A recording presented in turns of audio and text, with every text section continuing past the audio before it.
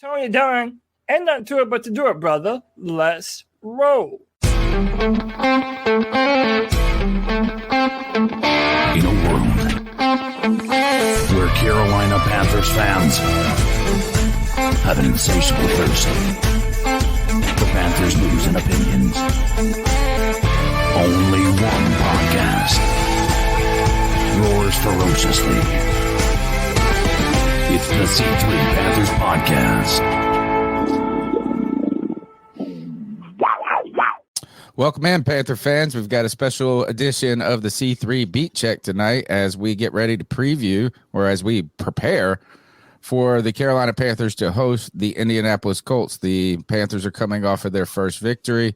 They're going to be, I guess, going against a team that in some respects there should be a fighting chance to contend and maybe even win this game here. But turns out the Colts are pretty feisty this season. So we're going to try to get to know the Colts today. Thanks for tuning in to the C3 Panthers Podcast. Go ahead, smash the thumbs up button, subscribe. I'd like to welcome in our guest, Lawrence Owen, host of Bleav and Colts. Welcome to the C3 Panthers Podcast. Hey, appreciate you reaching out and having me on, man. Anytime. Excellent, man. CK in the house, dog whistle CK. Yeah. Well, no. Maybe it's gone. I don't know. It's just random at this point in time. Yeah. But yeah, I'm happy to be here, and it's interesting. It's nice to pick the brain of somebody who is able to have a lot more insight on the opposing team that we're going to be facing this week. And happy to have you here, Lawrence. The C3 Beatcheck is our opportunity to look outward. We spend hours and hours, particularly on Tuesday nights, breaking down the Carolina Panthers to every single play, every single emotion, every single, physical, body language to anything. But sometimes we get so inwardly focused looking in the mirror. We need a little help looking outward to the teams that we're going to be playing. So the C3 Beatcheck is our opportunity to catch up with an expert of the opposing team. And this week we're hosting the Colts. Man, the Colts better than expected, right? I mean, or is that me? Is that me on the outside thinking, hey, look, two teams right now, some similarities between the Carolina Panthers and the Colts, right? One, Frank Reich coming from the Indianapolis Colts is now our coach. Two, new coaching staffs for both of these teams. Three, started with rookie quarterbacks. Unfortunately, Anthony Richardson has gotten is out for the season injury, even though we're big fans of Anthony Richardson because we like Cam Newton and he reminds us of Cam Newton so much. But would you say, Lawrence, that you are pleasantly surprised with the way this new staff and this team has performed this season? Well, I'm one of those rare few people that felt like if everything after going through every training camp on the sidelines, watching the team, entering the season, I was like, I think this team can win between 6 and 9 games this year. Anthony Richardson was much more far along than I expected, right? Especially than anybody expected, arguably. He was. While I was sitting there watching, on the side, I was like, he dissects defenses. He reads defenses pretty good. He's so good in the pocket, right? Amazingly good at avoiding pass rush and navigating and things of that nature. But he was, he did have the accuracy issues. It was very, very, very apparent. 1 minute he could have the greatest pass you've ever seen in your life, and then the next minute you're like, how did you miss that wide open shot? We know the feeling, bro. We know that is Cam. That's Cam Newton's story, brother. Yep. But we actually, little bit of a disappointment. The biggest disappointment, obviously, losing Anthony Richardson for the season due to shoulder injury. It sucks, not just for, this year and what the Colts might have been, but for his development, right? Through the rookie season, really is going to hamper him in his development quite a bit. But the injuries and the complete just dismantling of the Indianapolis Colts secondary over the last 4 weeks has just completely obliterated our pass defense. I mean, it is totally all. We have given up 28 or more points in the last 3 weeks. Well, you're facing a good team. To be honest, is that this is a team right now with the Carolina Panthers that have not had a particularly effective downfield passing attack. So, fortunately, your weakness is not our greatest strength, but maybe this is an opportunity for the team to get back on track. Let's do a little roll call real quick. Tim Estes, C3 D's Skills, Daniel Barry, Sports Highlights, Jordan Roberts, Wes Underground West, Seth Robinson, all in the house. Welcome to the C3 Beatcheck as we catch up with Lawrence Owen, host of Bleav in Colts podcast. I was reading on The Athletic today is that, look, as you guys played the Saints, I picked the Colts to take care of business. Unfortunately, couldn't get it done, and largely because of a giant conversion pass by Chris Olave. Well, I think it was Carr to Olave, but on this corner who kind of got beat, left on an island. And I think that's hinting at what you're talking about is this guy, according to The Athletic in the story I was reading, he wasn't even mentioned by the GM weeks ago or last week. And then all of a sudden he finds himself out there playing and having to go head to head with Olave. Is that just him getting scorched? Is that, or is that a sign that, man, the defensive coaching is going to have to really start to take into consideration how those injuries are impacting their performance? That's a really good question. Something that we've talked about obviously on our review of the game this past week. And in reality, when you have practice squad guys out there playing starting corner, who haven't been with the other starters, on the team. And we have rookies and second year guys all over the place. Right. We started the season off with 2 second-year guys that had a total of 77 snaps in the NFL at starting corners. Both outside corners were starting like that.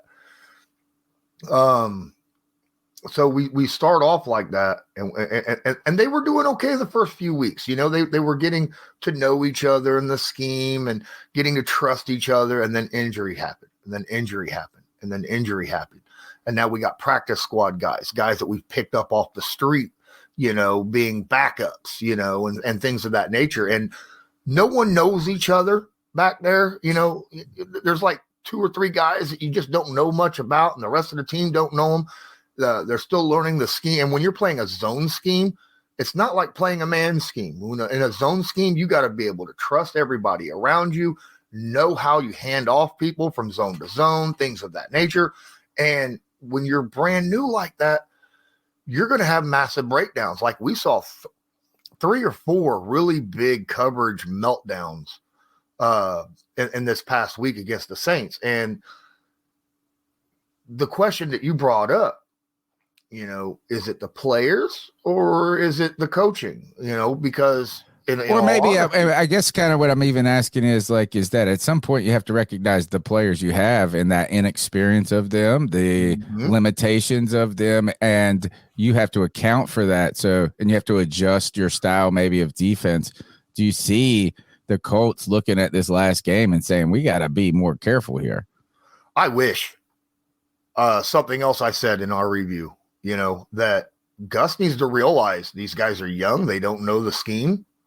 They will play immediately better if they went man. Every corner knows how to play man, right? Every quarter comes out of college knowing how to play man coverage. It's just not hard. It's cover the dude in front of you, But you got to be good, though. You got to be good. Yeah, but at the same time, not every corner comes out of the college being able to play zone well, at all. It's interesting. I'm a CK for us, that's kind of crazy to hear because the Panthers have never run.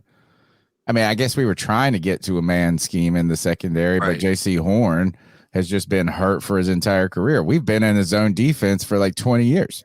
Yeah. So the Colts have been in a zone defense since about 2018, 2019, somewhere around in there. So yeah, I get you. We had Matt Eberflus before we had Gus Bradley. So they were pretty much, exactly the same defensive mind, in my opinion.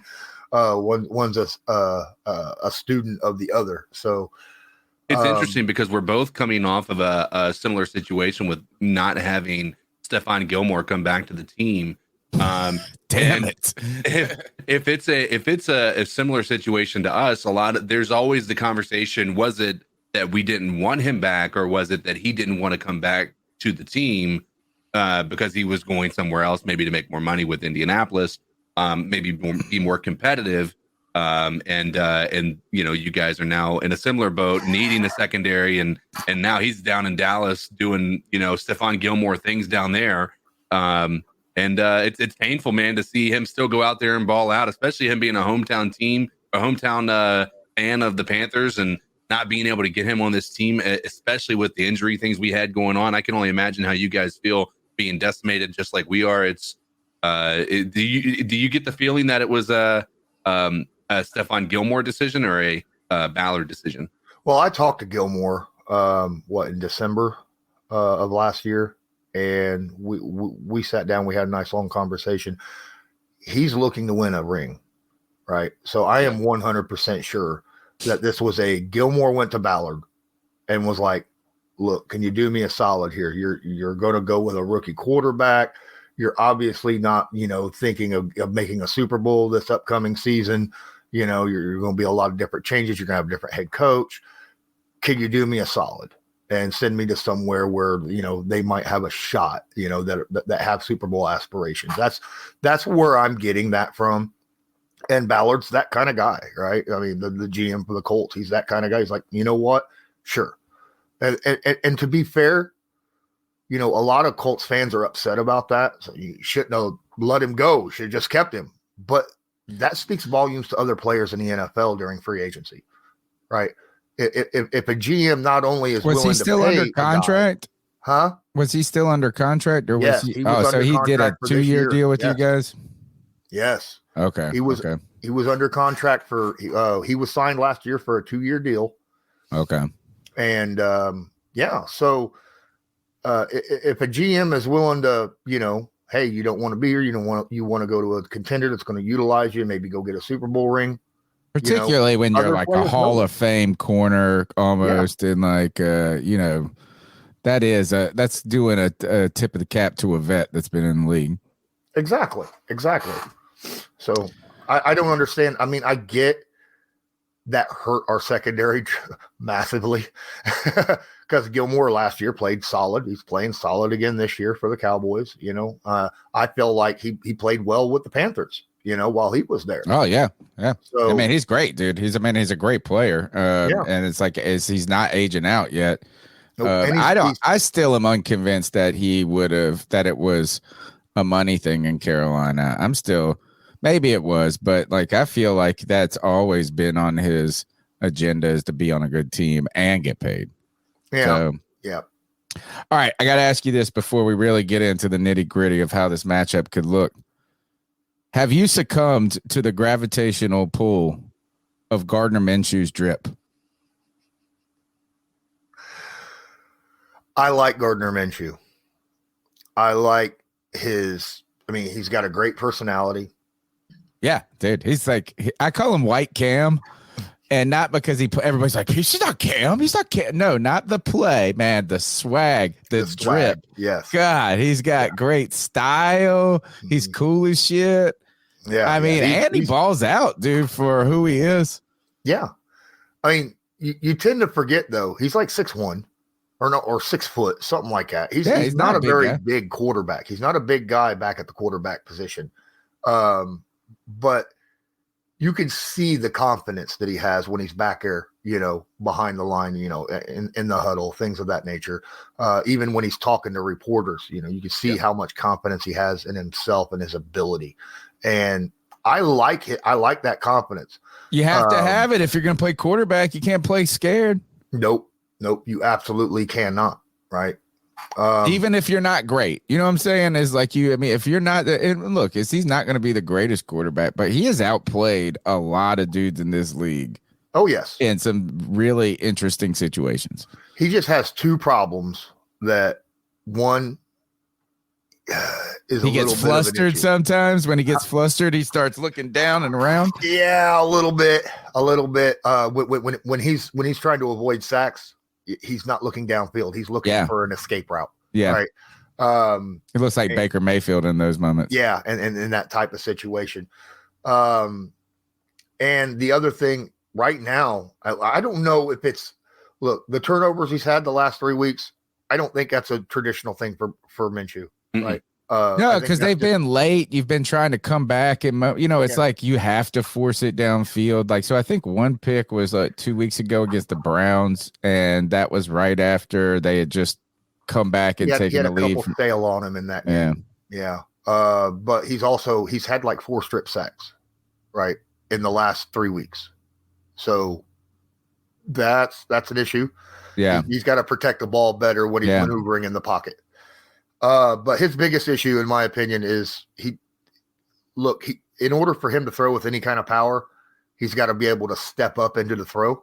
Yeah. Right. So you got to have really good centers and guards in front of you so that there's no defensive tackle or someone that's pushing the pocket in on him, because he absolutely, in order for him to put the ball between defenders, he's got to step into it. He ain't got that arm, just pure raw arm strength that a lot of quarterbacks have. That's why he's undrafted. I think he was undrafted. He might have gone late, actually. I can't remember if he went really Yes, late. I was actually on the Bleav in Panthers pod yesterday. Yes. The reason I bring up Gardner Minshew is, first, I love him. Right. Yes, I love his swag. I love his drip. Didn't you go mustache only just to be Minshew mania? You were all on the Minshew magic. Dude. Yeah. Because he went to East Carolina momentarily in a weird time in our school history, and we went our stupid ass school and I forget who was. I think we had just gone to Scotty Montgomery at that time, and who was actually a coach for the Colts last year. I think Scotty Montgomery was. Yes, the running back. And it was just like we went with this other candidate, and Minshew was like, after sitting, he kind of sat for a little while. He's like, screw this, I'm out of here. And then he went and played well, where I forget where he went after that. But big fan of Minshew. I like his style, and I like the way he plays. He outplays his ability, his physical ability. You see guys out there that have all the physical tools, that have all the traits, but also have had every situation. They've been the 5-star recruits. They've been on the greatest teams and all of this. And sometimes they don't play to what that ability could afford. Gardner Minshew outplays it. So I love that. All right, let's talk about this. Is beyond the secondary, how do the Panthers match up against the Colts in your mind? Well, first off, look, I think your wide receivers, especially Adam Thielen and DJ Chark, will have a day. We've already talked. Shark man sucks, dude. No, not against Indy. He won't. I'm telling you. God, I not hope have so. the speed to cover him. He has not been able to get off the line a single damn time this season. We never play press coverage. Yeah, well, that's going to be bad for Adam Thielen. That's going to be great for Adam Thielen. Yeah, I don't think it's going to be great for the rest of it. So here's the issue you run into is our separation with our wide receivers are abysmal against even some of the worst DBs in the league. Well, I will say that Adam's going to have a monster day, because Adam's a veteran that can find the soft spots and zones. If they're not doing press coverage, they're going to allow, because his specialty this year has been short to intermediate. So his average yards per catch are around about 10. Whereas most number one wide receivers in the league on a team are averaging anywhere between 15 to 18. So Adam Thielen is absolutely just that dink and dunk. He is a safety valve for Bryce Young, and he's the only consistently getting open player on our entire team. And he doesn't drop the ball, which is also a very positive thing. I think Adam Thielen very well could be in for a game. I think even Tommy Trimble, who has somehow come out as being our best tight end, even with Hayden Hurst on the team, he's showed out the last couple of weeks, and he's got some speed. He's got some good separation, actually. So if those two guys can find a way to take advantage of that zone coverage, that that you guys have been running. I think that could be a big day for those two guys. But I can tell you right now, I'm not expecting Chark and I'm not expecting Mingo to be a big factor in this game, even when they have played against some of the worst DBs in the league. I will say, now look, the Colts have got a long history against Chark, right? Yeah. Jaguars, right? Yeah. And Chark has always burned us. Always. Yeah. Always. Guess who was his quarterback when he did that? Gardner Minshew. There you go. Right. And, So, and that's the thing, he's a speed guy. And look, who burned us the worst last week? It wasn't Olave. It was Shaheed. oh, it was Shaheed. Yeah. Yeah, because of his speed, right? Yeah. Everybody's like, who's this dude? Well, he's got speed. And we have young guys that ain't real fast anymore, So, yeah, we're going to get hit by speed. I think if Chark can come down with the ball, he's going to make plays. I'll guarantee it. CK, I still continue to not understand PFF's rankings and how they do this, right? I guess the power rank is the Colts are 27th, maybe because they've won games and the Panthers haven't. I'm trying to figure out why we have power rank offense 31st when we're like one of the best offense. We're top 10 in every category in the NFL. Like every week I pull this up for PFF and I cannot figure out how are we. And this is like the third time this has been the case where on the categories of defense and offense that the Panthers actually are ranked according to them higher, but then the overall ranking is low. So I just don't. None of these make sense to us. But I pulled it up just as a comparison. Because I stupidly pay for the $6.95 for PFF or whatever, and I don't have any other good website to go to. I guess maybe some of this has to do with strength of schedule as well, that the Panthers have had a little bit harder schedule, I guess they are saying. But tell us this, is the defense, how is your defensive front been performing so far? Because the Panthers have been unable to get their running attack going this season. Well, you might get that today. So, gosh, today, I like this. I like the way this sounds, CK. We're going two in a row. Our defense is, look, we got some guys, we got some dogs on defense. We do. All right. But we've been hit with injuries and suspensions. So, one of our best defensive tackles, Grover Stewart, who's a monster, is gone, for another 4 or 5 games. Okay. Right, due to suspension. So that hurts right up the gut. And his missing him beside DeForest Buckner has really opened up spots in the run game. So that showed up a lot. Now, granted, how much was that Alvin Kamara last week? Right. As opposed to one of the greatest running backs in the league. Missing of Grove, because Alvin is a solid, top 3 back in the league. So that is a problem. So we'll see what happens. I love our defensive front 7 overall, though. I think our front 7 is one of the best in the league when healthy and they're together. Right. Well, you guys are going to eat. Stop, CK. We're going to get better each week. But, man, our left tackle has been struggling over the last couple of weeks. But Austin Corbett coming back has helped us a lot. All right, let's switch to the offensive side of the ball. The trade deadline came and went for our team. We were not – strangely, there were some opportunities of people being interested in buying for us, which is odd when you're 1-6. I did have a theory that Devontae Adams could be a good addition to this team because not for this year, but for the next 2 years, it would be the addition of where it would help the team. But we didn't even get into the seller's market. And one of the things that I saw or read was that Zach Moss, a lot of teams were calling up about him. He had just paid after the bizarre events that, surrounded Jonathan Taylor. Somehow he comes out with a contract that I guess is it not that great of a contract that he got? No. It is a very good contract, and I expected it from the beginning.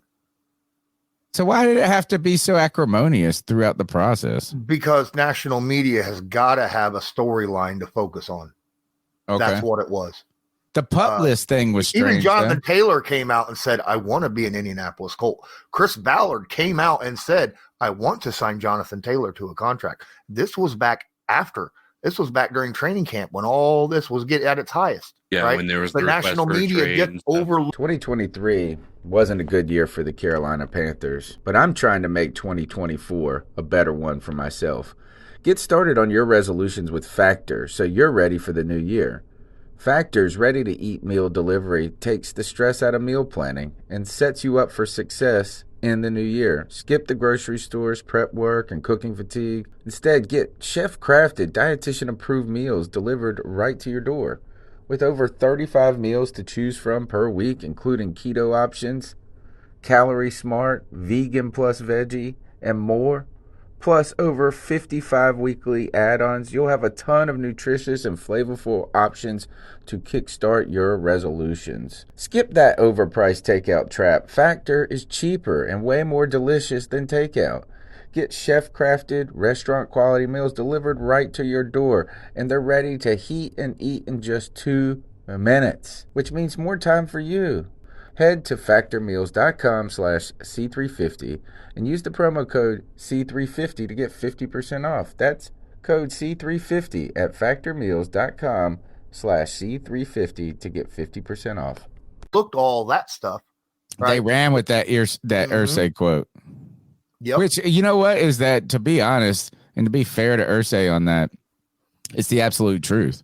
It is. Is like, nothing. everybody, the NFL wrong. just will, like, I mean, it doesn't matter. Look, Cam Newton, like, they just come and go over time. It doesn't matter who you are. Yeah.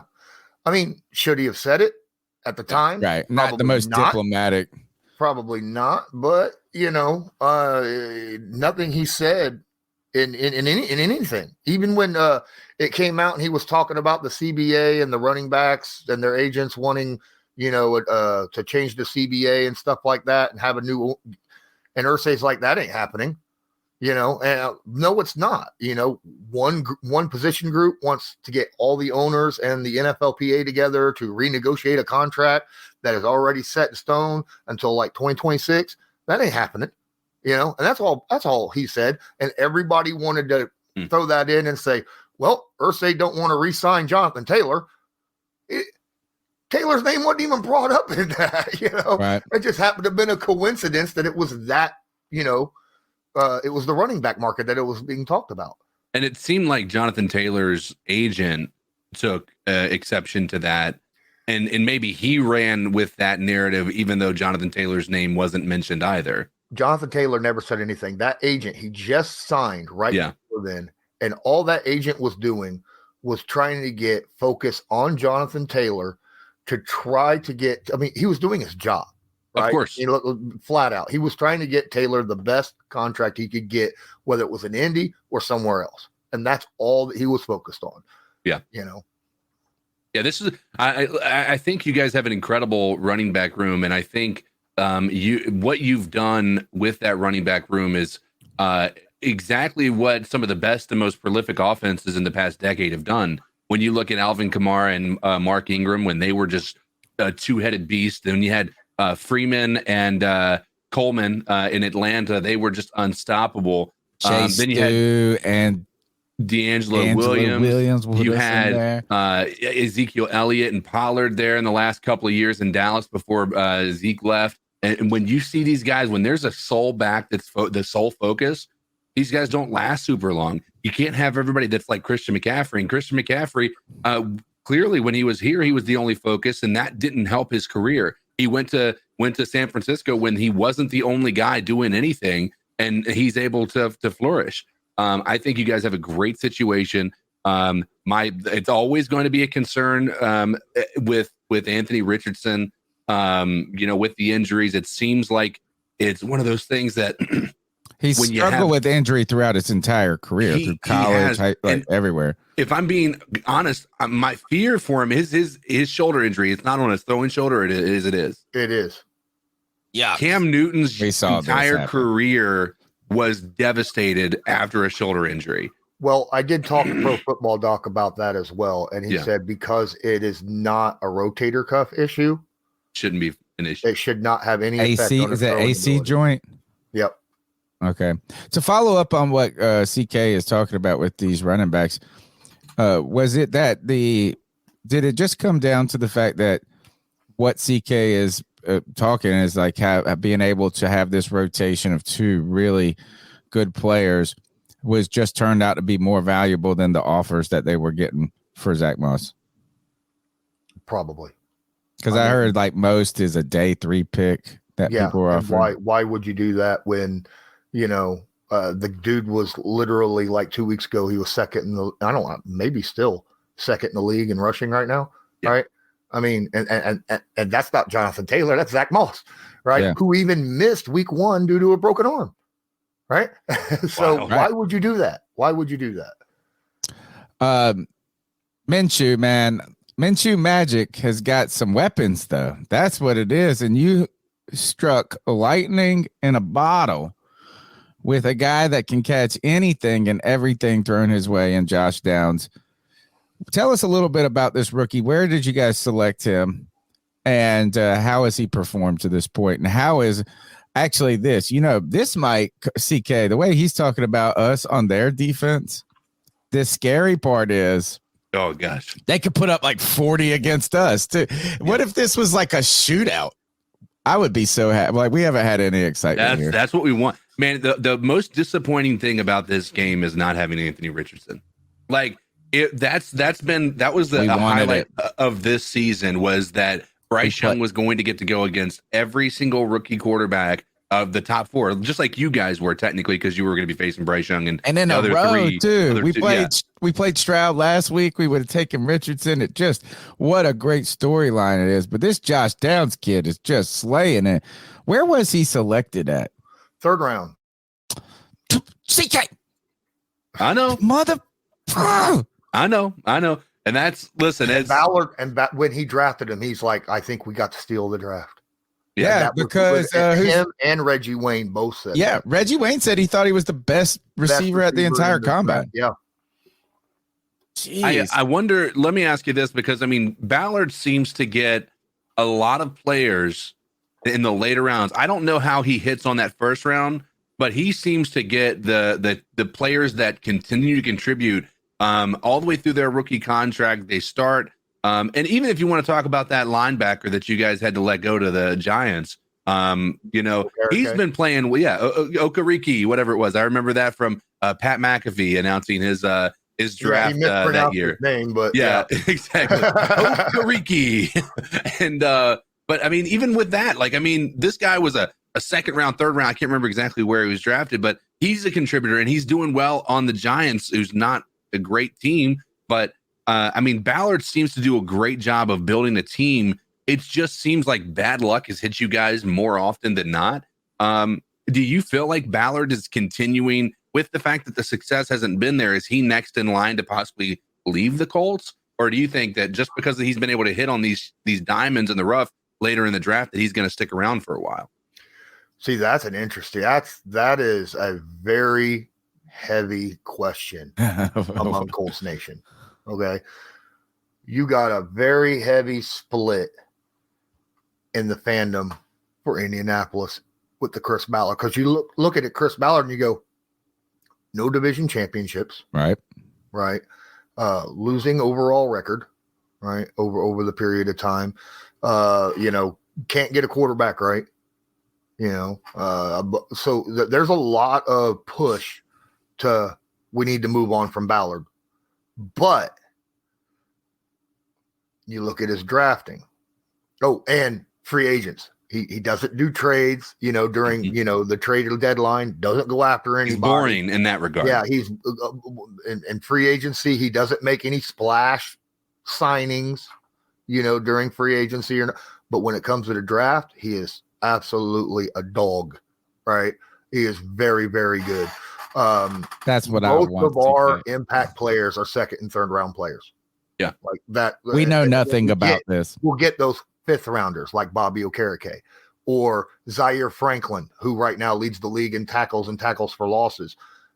He was a 7th rounder, right? Jonathan Taylor, Jonathan Taylor wasn't like expected to come out here and be the. Was he a 4th or? Jonathan Taylor was a second-round pick. Oh, okay. Indianapolis Colts actually moved up into the second round To get him. But I remember the day it happened. Jim Irsay, the owner of the Colts, called Chris Ballard. The next pick after the Colts was the Jacksonville Jaguars. And Irsay's like, are you afraid Jacksonville will pick up Jonathan Taylor? Yeah. Don't you like Jonathan Taylor? Yeah. Won't you move up and go get him? Ballard said, that's all I needed to hear. And he went traded up 3 spots and grabbed Jonathan Taylor.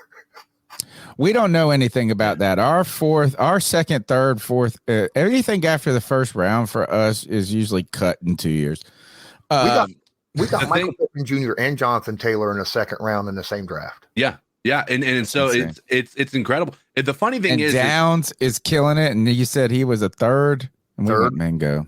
The hysterical thing about this is our GM prior to Scott Fitterer was exactly like Ballard outside of hitting in the later rounds of the draft. He was aces in the first round of the draft. That was Marty Herney. He built 2 championship teams. Well, let's just say 1 for sure. 1 championship team. I would give a lot of credit to Herney on that other one too. Right.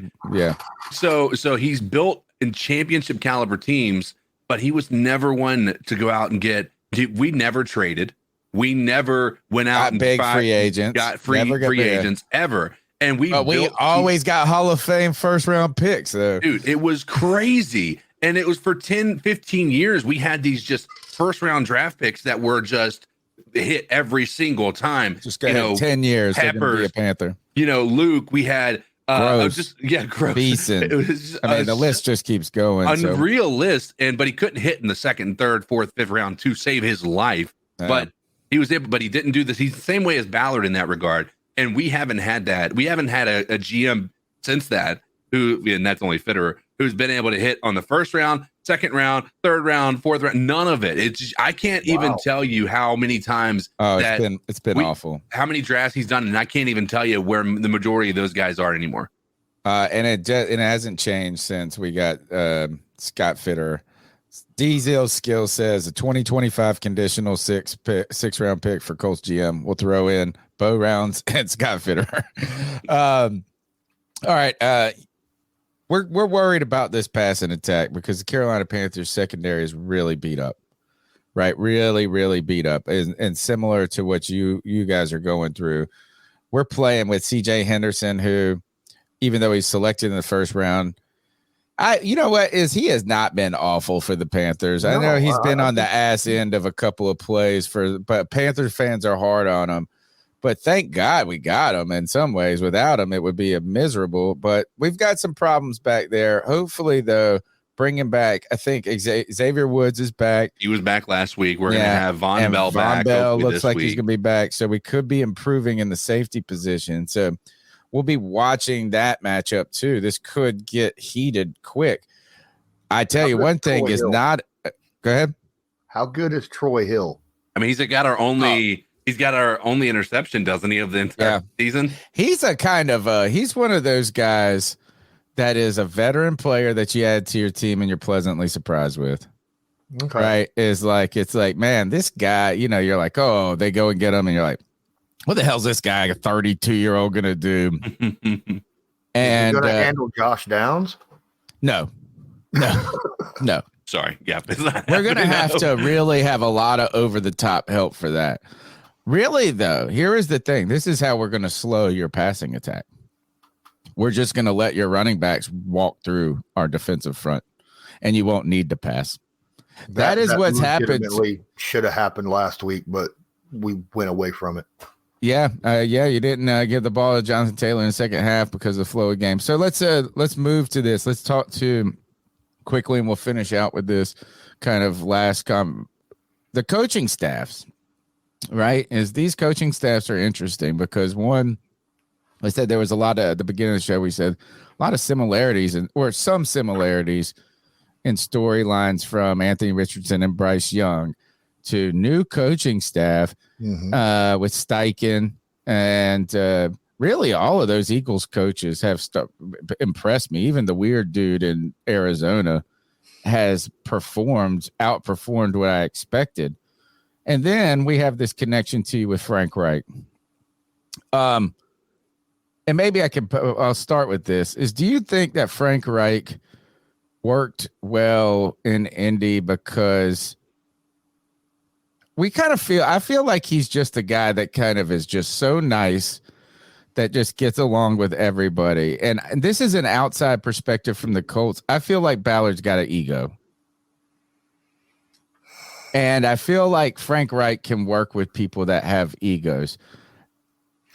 I think Ballard does have an ego. And in a way, I think he's got to have a little bit of an ego to be a GM. Yeah, right? and then deal with Irsay. Yeah, well, he's not talking anything bad about Irsay on his show. He's like, nope, I love this dude. Well, I mean, he's your boss. You know, he writes your paycheck out. You're not going to say something bad about him. I was saying you. Oh, me? No, I won't say anything bad about Irsay. Other than sometimes he does say some things that he Off the wall shouldn't say. You know, Yeah. I mean, I like him. dude. You like him? I love him. Look, he's the longest tenured owner in the NFL. Really? Right? Yes. He is the longest tenured owner in the NFL. And right now he feels like, you know, in history, the longest tenured owners are the guys that step up for the other owners in general to make things happen in the league. I mean, Snyder would not be gone if it wasn't for Irsay. Yeah, He's the that guy was that guy, stepped yeah. up and said, we need to get rid of him, you know, and then everything fell in line and Snyder's now gone. So Yeah, it actually took an owner stepping outside of the club kind of sense to make it happen, because the what's his name wasn't doing anything. No. So look, He's the most relatable owner in the NFL too, by the way. Like he's he's absolutely loved by the fans. Yeah, he's the most relatable. Like when you look at somebody you could probably walk up to and just have a conversation with, and he'd be willing to do it. I don't know that there's any, like, everybody else would be ushered out of there. I feel like Irsay's got the personality where he's going to sit there and talk to you about everything under the stars about what's happened, and then play a rock concert with you. Yeah, he's got a heart of gold. It feels like he actually legitimately loves his players, which I really do believe he does. Okay. I think he's probably one of the greatest owners in the NFL. Wow. Just based on a lot of those pieces. Yeah, that's that's crazy. The outside media, how they're able to. Yeah, they want to trash somebody because he had substance abuse issues. Yeah, well, welcome to the world. Ago, you know, which everybody who's ever played in the NFL, like 65% of them at least have some kind of substance abuse issues, right? Yeah. I mean, it is what it is. And I feel like 65% of America has substance abuse issues. Probably, right? But yeah, he got over that. It took its toll on him. It's very obvious, you know, physically that, you know, it took its toll on him.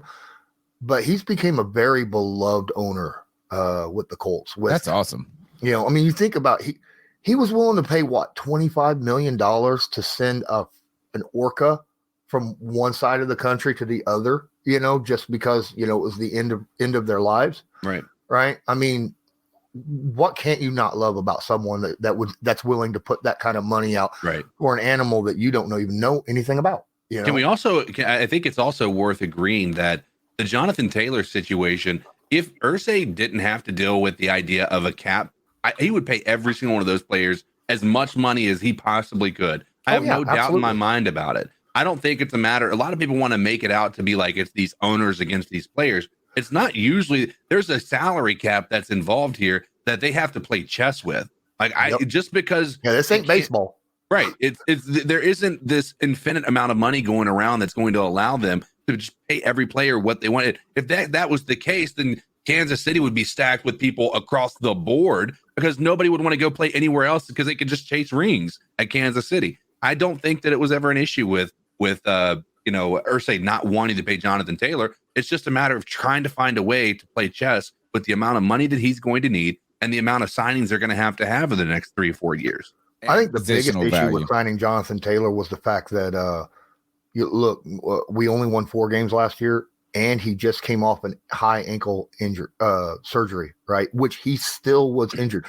Media was trying to pass it off as, he's holding out, but he didn't. he was out there. He was really on the pup list for. Yes. All right. Literally, he was legitimately on the pup list, still recovering.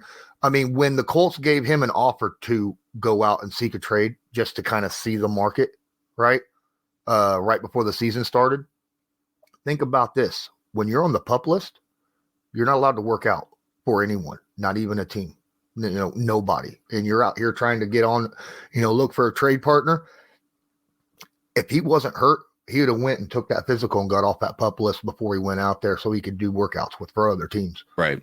Good point. Not being able to do those workouts, that would hold him back. There wasn't a single serious offer from any team in the NFL, not even Miami, contrary to what, reports were said, that Miami never even sent a single offer for Jonathan Taylor because, don't know what you're getting. You didn't know. Howard needed to see it. Yeah, you have to not only make an offer, which is probably going to be more draft capital, you have to then, because everybody was clamoring for the Panthers to do this. I'm like, this makes no sense. We literally just got rid of a high dollar running back, and you're asking to send more draft picks than we got for Christian McCaffrey for Jonathan Taylor and pay him more than what we were paying CMC. It makes no logical sense for us non-contenders to be in the running for this. And I get it, man. Especially when you look at the fact that you still had Dalvin Cook out there on the market. There was still the question mark around Jacobs. Like there was a lot of people still out there for a while too. Yeah. I mean, so he was unfortunately last year. I remember we were thinking about the upcoming offseason and the amount of players that were going to be free agents. And it was going to be bad for the people. It was never going to be a good offseason for all these running backs because you cannot, when you're flooded with really good running backs, the market's going to crash. It's just the nature of the beast, unfortunately. Your top 5 guys are going to get paid, and the rest of them are going to eat what's left, and there ain't much left. Right. And that's just how the market works in situations like that. Yeah, absolutely. What do you think about your new coaching staff? All right, so we have half a new coaching staff. When Shane Steichen came in, he kept all the defensive coaches from the previous year that was hired by Frank Reich. Is that because he's a Frank Reich tree guy? Wasn't Steichen?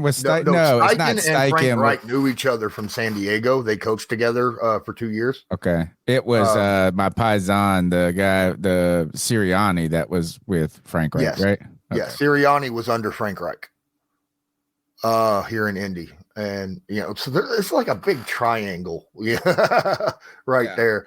There's always incest in coaching. Oh, my goodness. You're absolutely right. But that's how you get some really good tree lines, right? Yeah, yeah, definitely. It is what it is. I love Steichen. You do? As a play designer, he is freaking amazing.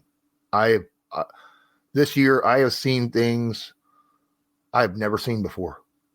Like multiple plays I have never, not even in college, seen, and I'm like, this is pretty impressive, and they work. And now my biggest issue with Shane Steichen is he will find himself going away from the run way too early. He loves to pass the football. Doesn't every coordinator in their heart? But when you got an offensive line the way the Colts have and the running back room that you have, you utilize it. That is John Fox in there. Is it John Fox a coach for you guys? No. He was a couple years ago. He was who's he with now? Fox was an assistant. Oh, he's with the Lions guy that kind of just gave his opinions on stuff. Yeah, he's with the Lions now. That's what it is. Yeah. You guys need John Fox in there telling you to run the ball 98% of the time. It would probably help you guys right now. But so happy with Steichen. Now, the one we got to ask. Ugh. Frank Reich. We were so... Look, we came into this season putting an undue amount of expectation on our rookie quarterback and this coaching staff. Why? Because we had just exited a shit show of a coaching staff who had no NFL experience. We also then had been walking through a desert of quarterbacks. So we got this experienced superstar staff in our mind, we thought. We got this brand new shiny toy in Bryce Young, and it has not gone well. And what recently, and just right before the Panthers' first win, Frank Reich passed the play calling on to Thomas Brown, reminiscent a little bit of what happened in Philadelphia when Sirianni passed it on to Steichen. But at the same time, this one really felt like it was because things were so bad. What do you think about Frank Reich? I would have never in my CK and I've talked about this I never in the world. I never had on my bingo card at the beginning of the season that he could be a one and done coach. I don't think there's actually a reality that could happen. What do you think about Frank Reich and how he can perform in Carolina maybe past this year? Well, Frank Reich is very heavy analytical, right? He relies, you probably know this by now, right? Very, very analytical guy. Doesn't go with his gut nearly as much as you'd like him to. Okay. He started to learn how to do that the last 2 years of Indy. Because before that, it was all analytical. 59% says go ahead and do this. You go for it, on fourth down at your own 42. Things of that nature. Like the Chargers guy. Yeah. So here's the deal. It's going to take time. I like Frank Reich. He's a great players coach. Okay. He's got a good offensive mind. A very good offensive mind, and he's got a feel for when he's focused on the game and not making the play calls, when he's not having to worry about the play calls. Did he make all the play calls? Did he make the play calls? He made all the play calls in Indy, but like on deep, you could see his time management when the defense is on the field as opposed to when the offense is on the field.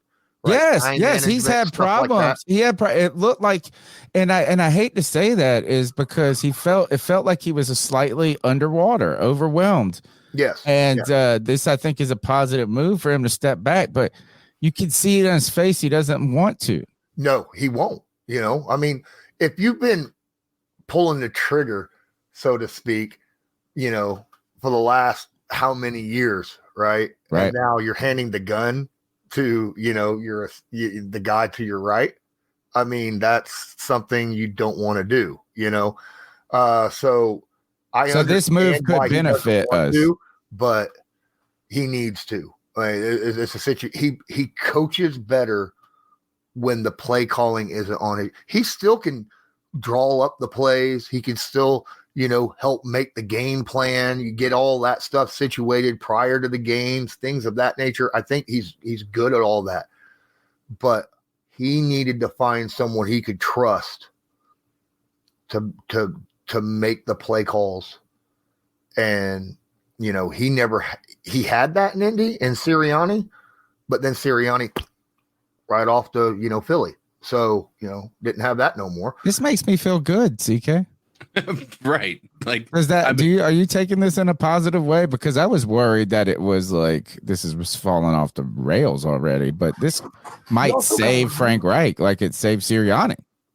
I mean, you never know, dude. Like, if it can and it can put us in a position to be better. I mean, I think that's one of the things that a head coach is intended for, is to be a manager of the game. And if he is analytical, like he talks about, like he was talking about in his press conference after the game, this was a change of pace for him because he was able to actually talk with the guys up top about analytics, think about the game 5 steps ahead as opposed to what's next on the plate, right? I think that's exactly what you need from a head coach. You need to be thinking about, okay, so this is working, this isn't working. What can we do if we get to this situation? You can think about 3 different scenarios at once without worrying about whether or not instead of being so caught up in that exact moment, thinking ahead.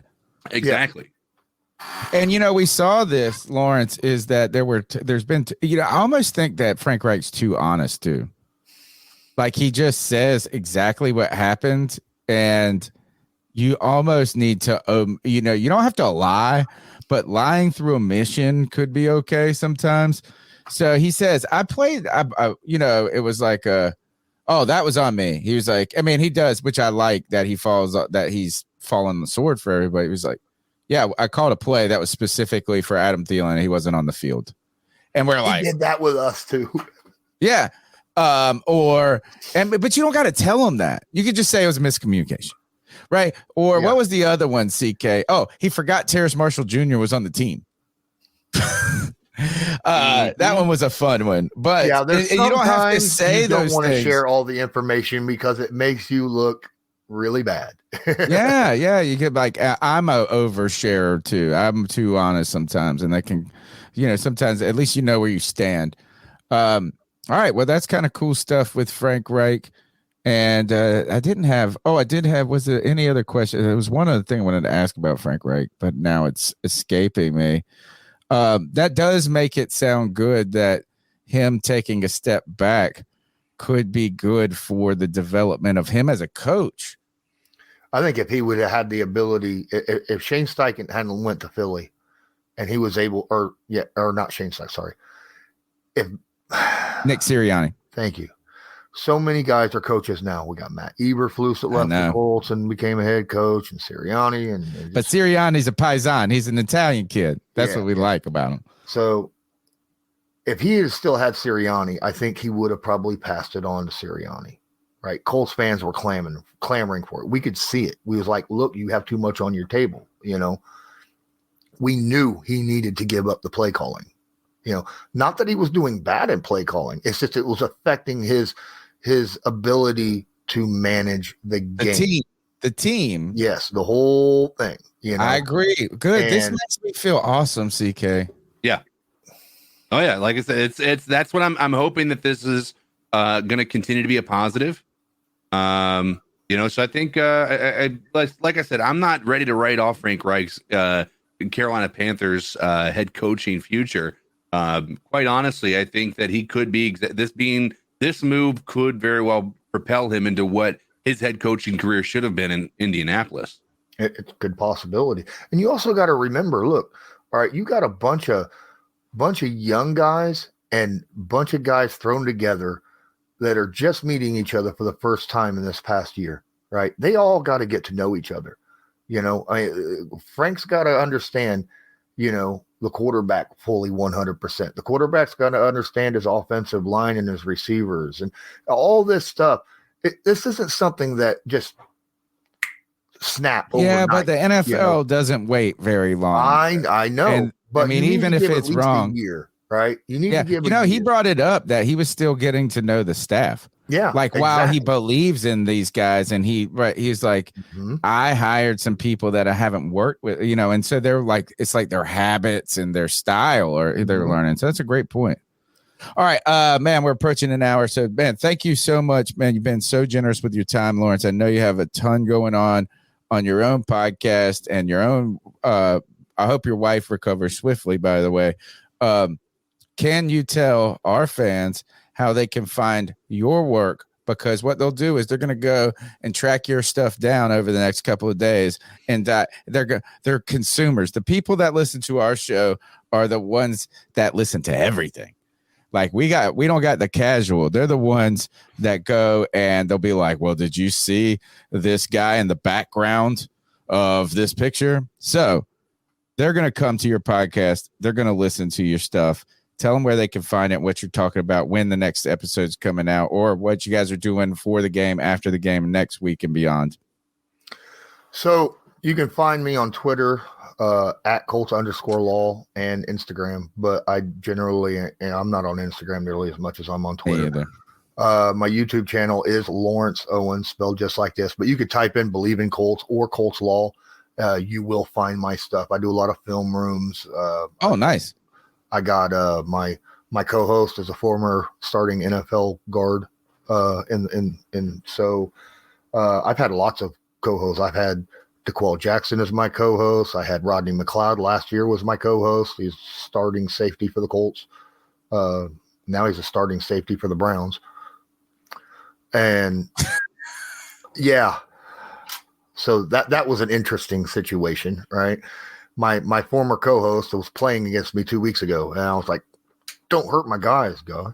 Yeah, Pick up my phone, texting him, hey man, Yeah, go easy on him.